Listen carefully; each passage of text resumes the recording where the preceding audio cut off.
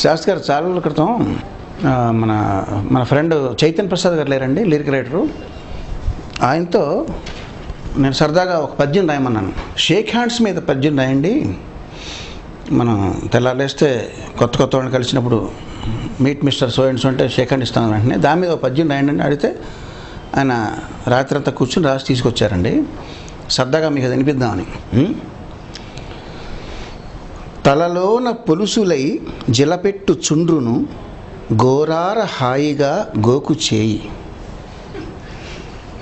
తలలోన పొలుసులై జిలపెట్టు చుండ్రును గోరార హాయిగా గోకు చేయి. కళ్ళలో పుసులను వేళ్లతో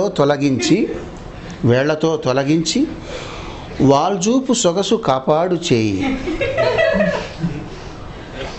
జలుబుతో నాసిక జలపాతము వేళ చీమిడి బర్రున చీదు చేయి. ముక్కులో కొలువైన పొక్కుల్ని నేర్పుగా కెలికి వెలికి వలుసు చేయి. ముక్కులో కొలువైన పొక్కుల్ని నేర్పుగా కెలికి వెలికి వలుసు చేయి. చెవిలోతులో చేరిన గులిమిని చిటికెన వేలుతో చెనకు చేయి. గజ్జలో కొలువైన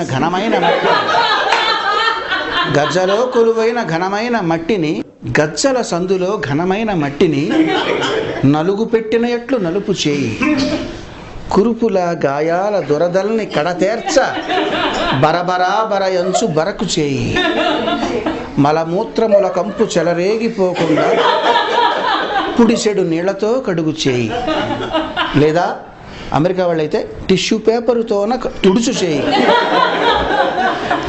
అట్టి ఈ చేయి మర్యాద ఉట్టిపడగా నిన్ను తాకంగా ఇటు వచ్చుచున్నదోయి. ఎవని చేతిలో ఏముందో ఎవరికెరుక, 1000 రోగాల పుట్ట ఈ చేయి కనుక. చాలింక కరచాలనాలు చాలు, దండమెట్టిన వాడెరా ధన్యజీవి.